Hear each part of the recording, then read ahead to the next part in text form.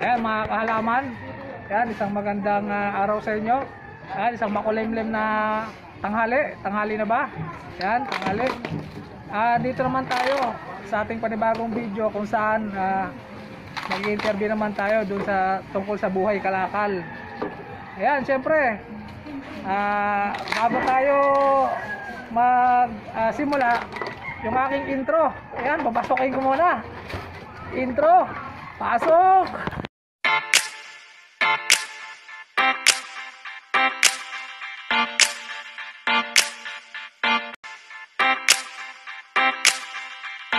So, ayan, dyan po isang magandang araw sa inyo. Ayan, dito interviewin natin yung aming kapitbahay dito na ayan, napakasipag. Isa po siya single mother ba? Single mother, double? Single mother, no husband. Yan. Interviewin natin siya tungkol sa panahon ng quarantine. Siyempre quarantine pa rin tayo, GCQ. Kung ano yung pagkakaiba ng pangangalakal noon na walang quarantine sa ngayon. Kung naging mas mahirap ba o mas naging okay. Ayan, halika, dito tayo. Ayan, te. Ay, sige. Kamusta yung buhay kalakal natin? Sa ngayon, hindi gaano kalakasan kasi mura ang kalakal. Hindi katulad dati na walang lockdown. Ang ganda ng kalakal, magandang presyo. Ngayon napakamura, di kasya lang din pambili ng bigas ulam. Pero kahit pa paano naman, nakaka-survive naman.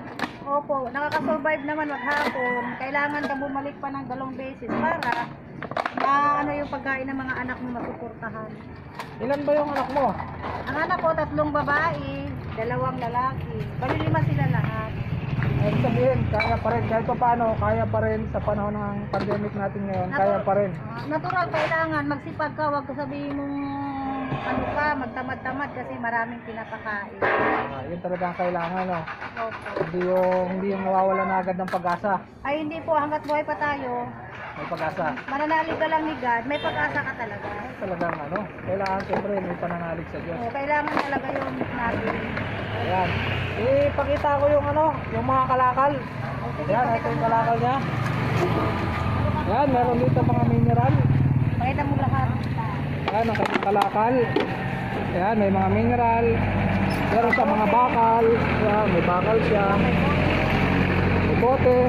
Ayan, may inkan. Ayan po yung mga nabibiling kalakal dito sa amin. May plastic. Ayan, may mga plastic. Ito po yung kanyang mga baklasin. Ayan, pakita mo yung kanyang mga baklasin. Ayan. Ayan, siya na rin po ang gumagawa niyan. Siya na rin ang magbabaklas niyan. Talagang napakagaling ni Tito Zelda. Pagdating dyan sa mga baklasin, nagagawa niya. Ayan, dito tayo magtatapos. Sige. Anong pwede mong ipayo dun sa mga kapwa natin na ganito ang hanap buhay? Na ano bang natin, pwedeng maipayo sa ikabubuti? Sa akin lang, mangalakal lang kayo ng mangalakal, huwag kayong mawala ng pag-asa. Nandyan si God, hindi tayo pababayaan sa lahat ng bagay. Pagsipag lang po tayo, yun lang iba pa sa kanila. Yan. Thank you. Thank you Tito Zelda. Okay, thank you, friend. Ayan. Ayan, napakabuti. Siyempre, kailangan talagang magsipag tayo kahit panahon ng pandemic, GCQ pa rin tayo. Kailangan siyempre maghanap buhay tayo para ang ating pamilya mabuhay natin ng maayos. Yan, kagaya natin Griselda, single mother na lang siya. Ilan ang anak niya? 4 ata. 4 no? 5 ang anak niya. 3 babae, 2 lalaki. Yan, 3 babae, 2 lalaki. Pero andyan siya, sumikap, nagpapakatatag para sa kanyang pamilya. Ayan mga kahalaman, hanggang dito na lang. Maraming salamat sa patuloy na manonood dito. Patuloy kayo pinapasalamatan. Yan, thank you sa mga subscriber. Yan, patuloy kayo pinapasalamatan. Maraming salamat sa inyo. Doon sa mga hindi pa nag-subscribe, yan, paki-tapik naman ng aking notification bell, paki-click ng subscriber. Yan, thank you. Hanggang dito na lang. God bless. Thank you.